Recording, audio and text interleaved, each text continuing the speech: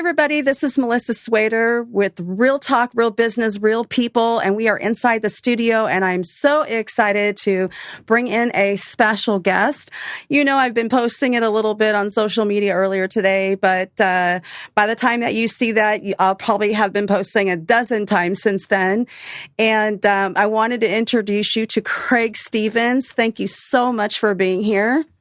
My pleasure, Melissa. Good seeing you. You as well. So Craig and I, we go back like probably 4 years, I don't know, maybe, through the Founders Lab at Arizona State University, I think. Has it been that long? At least. Okay. Yeah. So as you all know, I've been a student mentor to the W.P. Carey School of Business, the Center for Entrepreneurship. And, I really love working with the students. And, I wanted to bring Craig in here today because Craig is working on this amazing program and a Mentorneering program, which we will get to, for the new Fulton Schools of Engineering. And I wanted to, just so you get kind of get a background of, where Craig is, why don't you just go ahead and introduce yourself and your ties to ASU in general? Sure. Well, my primary ties started with ASU because two of my children went there. So that got me involved with the Barrett Honors College. Many, many years ago, my daughter would kill me if I told you how long. And that's really where my volunteering started with ASU. And then unfortunately, I had to retire a few years ago for medical reasons. And I made a call to a good friend of mine who was the dean of the business school at the time, told her I was bored out of my ever-loving mind. Can you find something for me to do? And she got me involved in mentoring with the full-time MBA program and mentoring with undergraduate students. And that's now grown to where I've now been able to help with the Center of Entrepreneurship, where you and I first got together, with helping create what they call the Masters of Innovation Systems and Design program.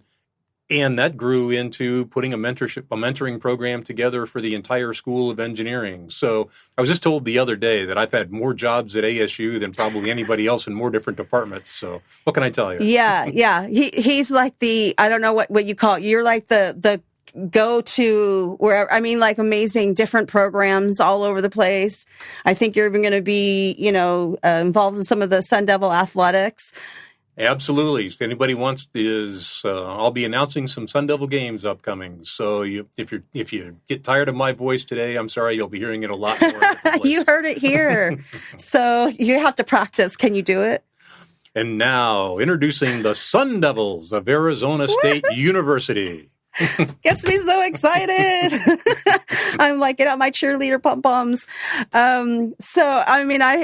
Keeping in mind I was a student, so I used to go to all the, the games and was really involved with like the athletics and, always went to the games. And I was just telling Craig earlier that, I was involved with the charity that, had a cornhole tournament and, we, never in a million years as a student, being in the stands, my ASU gear, cheering at all the times when I was adult, going to the games at Frank Cush football field, and never in a million years did I ever feel like I was ever going to hold a microphone and be an MC inside the stadium nonetheless. And it was so cool. It was like, hello. Well, I'll have to get you to go to I've got a spot in the press box for the NAU game. So you've now got an open invitation. Yeah, that's going to be amazing. Press box, here you come. See, I'm moving on up, y'all.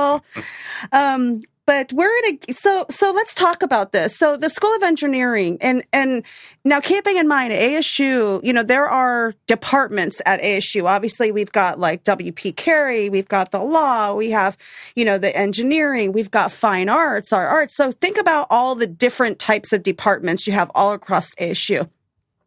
You're working with the career services for the School of Engineering. You know somebody at the career services and they said, hey, look, there's something that we're really lacking. And then all of a sudden you're like, okay, this is what we can put together. And they said, you full reign. And then what happened? Like, how did this all evolve? How did this happen? Well, we've been having some conversations for the past few years about mentoring students and trying to be able to help them get through all the struggles for school. Okay. And especially with COVID over the past couple of years. So you've got high school juniors and seniors are coming into play, and the social skills and whatnot that they have aren't going to be the same. And also what they learned in high school is probably not going to be the same. So we're expecting more struggles than what's happened in the past. And the school has a huge number of ways to be able to help students, but we wanted to be able to have mentorship really as a way to personally connect with students on a one-on-one basis, to be able to help with the normal things that you'd expect a mentor to be able to help with, like in trying to be able to find a job, determine what kind of career you're looking for, or something like that. But also just the day-to-day sorts of things is, gee, I'm having financial issues. I'm having issues with my roommate. I'm not quite sure what I really want to do with the future. And it comes down to a basic question, which is, I just need somebody to talk to. And that's really what this whole mentoring concept is all about. Now, I had to interrupt because he is saying it differently, just so you understand. It's a mentorneering, like engineering, in case y'all didn't pick up on that. So when I first read like the whole program, I'm like, wait, is that okay? It is meant to be that way. Of course, I'm the editor, so I'm like, wait, So it's our new brand. What can I tell you? So when anybody talks about mentorship, well, we try to take it a step further and call it mentoneering. Yeah. So and with that being said, this is like beyond just school mentorship. You're talking about whether a student is just feeling alone or, in quicksand and just needs some sort of guidance, some sort of mentorship to, emotional, not just, academically, but emotionally, be there perhaps for these students. Absolutely. It's really development of life skills. Is sometimes people overthink things, especially from an academic standpoint. And what it comes down normally is just to some very basic key elements. Is you want to be able to deal with people's emotions. You want to be able to make sure that they're motivated, that they feel good about themselves. They feel good about their future and where they're going. And everyone has questions of, am I doing the right thing? Am I heading in the right direction?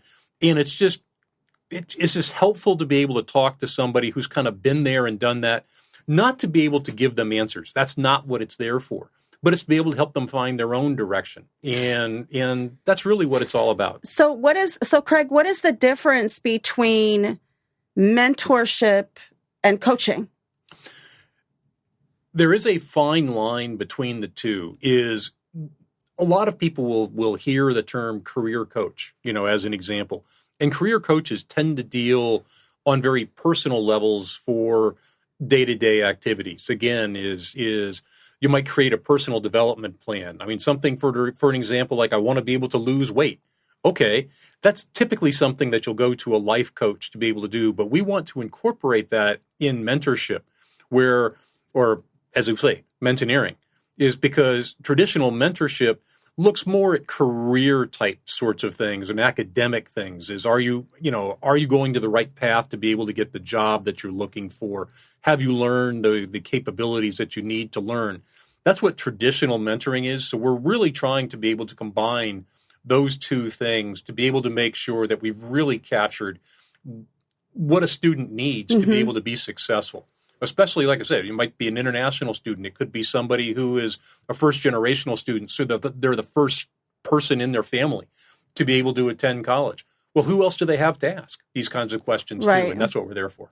Right. And I feel like, especially when, kids like are from out of state too, they can get a little lonely or homesick. And, if they're not like knee deep in books and assignments, they're looking for social activities. They're looking for anything. I mean, I was fortunate to be here and lived in the downtown area and drove to Tempe every day, but I couldn't imagine, being, my family was here. So, but I couldn't imagine being a student sometimes of not having an adult or someone to talk to. Back then, we won't date myself, but, back then you never really knew of where to go, except for maybe your academic counselor, which is completely different, by the way. Absolutely. Yeah. And the first thing academic counselors, of course, do is they'll talk about what courses you're taking, so on and so forth. And that may not necessarily be the most important thing you want to be able to talk about that day.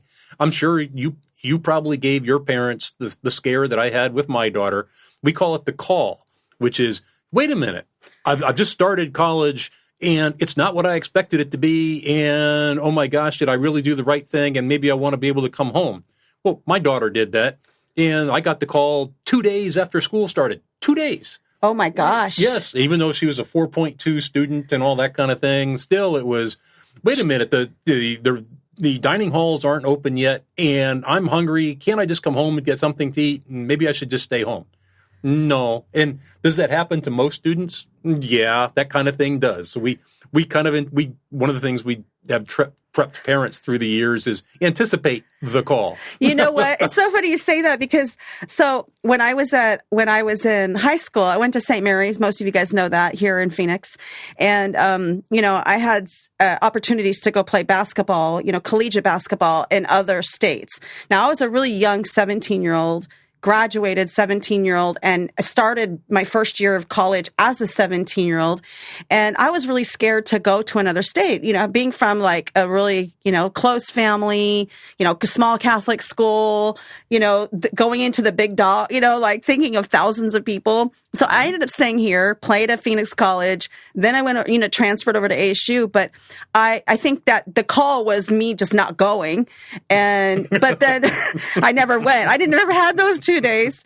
But as I went to ASU, I loved school. I loved college. I loved being at ASU. It was, I had a group of girlfriends, I guess, that I had met, over the years, and there was like 8 of us, and we just did everything together. But not everybody is fortunate enough to have a set of core friends, or people that you can lean on, or people that you can go to, or help with homework with. I mean, honestly, we were in different like classes altogether. I mean, like we were all over but we still were able to like really help each other.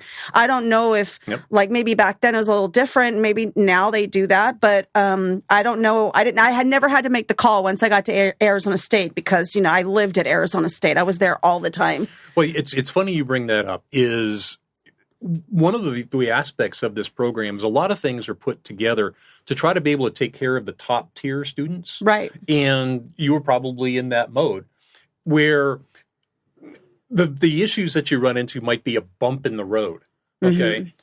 But that may be, say, for the top 20% of the students. What about for the other 80% of the students? Maybe I have a 2.3 grade point average, and I have been working my tail off because I'm trying to be able to pay off my student bills, and some of the courses that I've taken are very new to me. Yeah. But I'm still really engaged. I'm really trying hard. That's really one of the things that Mentorneering is for, is to try to be able to make sure that we're helping those that aren't in that top 20%. Yeah. How can you help the other 80%? Give them guidance. Exactly. Give them some sort of direction. Mentorship, and I write about I've talked about this in my book, but, mentorship is not doing it for them, because you don't want to enable anybody. And I say that for even in a outside of ASU, for even professionally, you can mentor someone, but you cannot ever enable them. You can't do it for them. You've got to give them that little bit of information, and then you have to let them start thinking about it. You have to let them process it. Now, if they come back to you after they've done it, then they go, okay, well, so then you ask the questions. Why did you do this? What were, give them more direction. You have to let them keep thinking about their choices. So the directions that they're making. And I know that we were talking a little bit about like the mentorship and who makes a great mentor. Are we talking about career-oriented individuals? Are we talking about stay-at-home moms? Are we talking about, retirees? Who makes the greatest mentor for these schools? Right off the bat, it's somebody who listens. And it's somebody who's not just going to sit there and talk about themselves and say, this is the wonders of my career, and this is the wonders of what I did. Because the student's going to turn back and listen to you saying, well, that was wonderful for you, but what about me? And it's not really addressing their issues. So it's someone who's going to be able to listen to the student. And I use the old analogy is, if you're hungry, I could give you a fish. But if that's what I do, then tomorrow I'm going to keep giving you more fish. If I teach you how to fish, then you're going to be able to do it yourself. Enabling. Absolutely. And so that's really the best thing for a mentor to be able to do. Now, on top of that, we really would like to be able to have mentors that have a somewhat similar background as to what the students are going through. Okay, that makes sense. It could be a wide range of experience, because it could be somebody who just got out of school a few years ago. It could be, an old gray hair guy like me. But either way, is at least, there's kind of a similar background, if you would. And we want to try to be able to match that up as best we possibly can. In addition to some other things, it could be, trying to be able to match up where if someone wants to work with someone of a specific gender, where especially in the School of Engineering there are more men than women. I'd like to be able to see that change, but today that's the way it is. Well, for those women, we do want to be able to have women come in and talk to our female students. Speaking of women, because I love talking about that subject, y'all. When you say a woman coming into the engineering, what kind of career path would a woman have in engineering, for anyone who is unsure of that? Like, what kind of jobs would you take with that? Oh, my goodness. I opened up a bit. Yes, you did.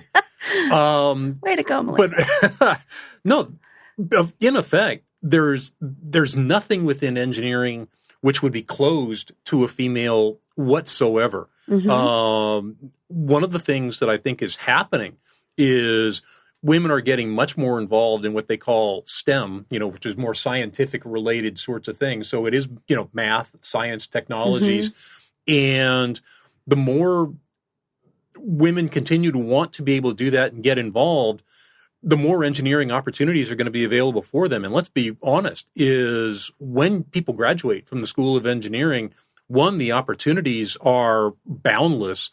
And two, the pay scale is very high in comparison to many other sorts of things that are out there. That? Say that again. The pay scale is very high.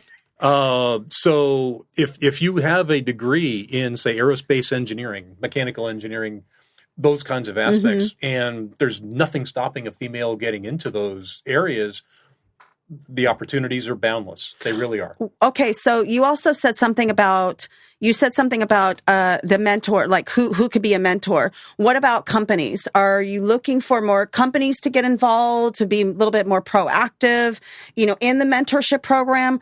Are you looking for maybe the students to come to the companies? Like how does this tie in?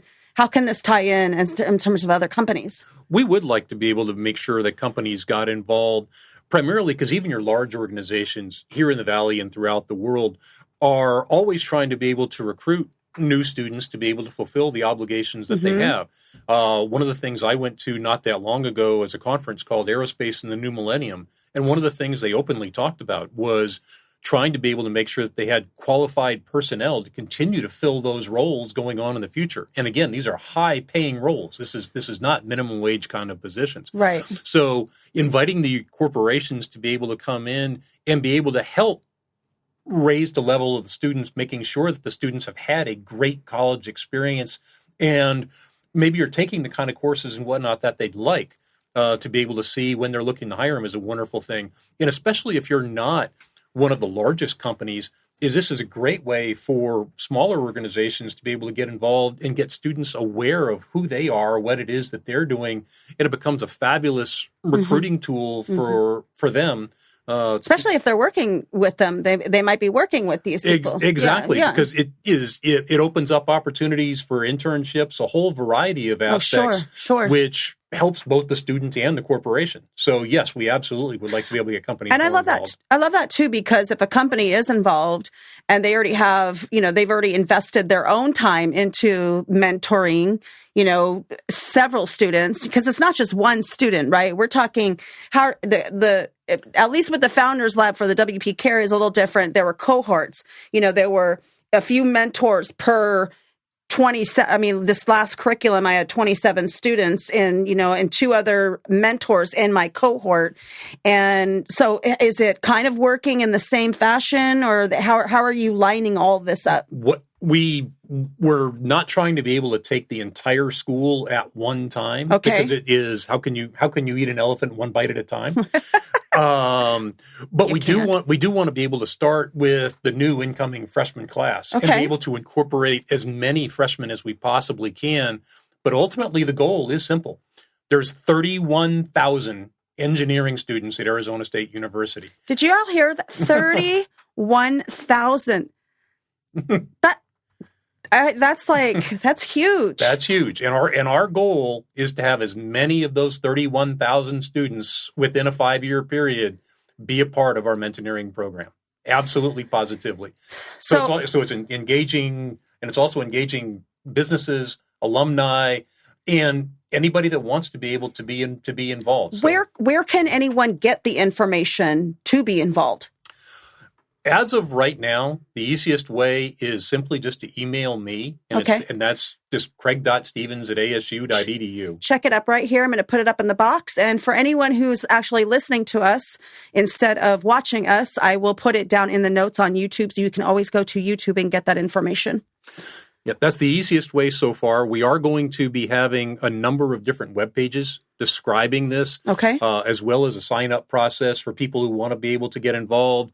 But we are still in the mode of building all this as we speak. Right. So this is a brand new program, right? This is a brand new. It is literally just going from concept to program creation, where our official launch will be taking place second semester next year, so in early 2023. Okay. This is awesome. You said something about, the mentors or getting on board, for some of the mentors like me. Obviously I'm a very, very busy career woman, but I, always have a kind of a set schedule with the students, and, we schedule times, very ahead of time that, well, actually, some of my students were like, hey, can we meet in an hour? No, we cannot. No, we cannot. But so we plan very ahead of time. So what kind of hours, what kind of time are we talking that is required to be a mentor, that kind of dedication that is needed for, the students? What are we looking at here? Realistically, we'd be asking somebody for in the neighborhood of about 10 to 15 hours per semester. And for those that have been out of college for a while, a semester is roughly about a 3 to 4 month period.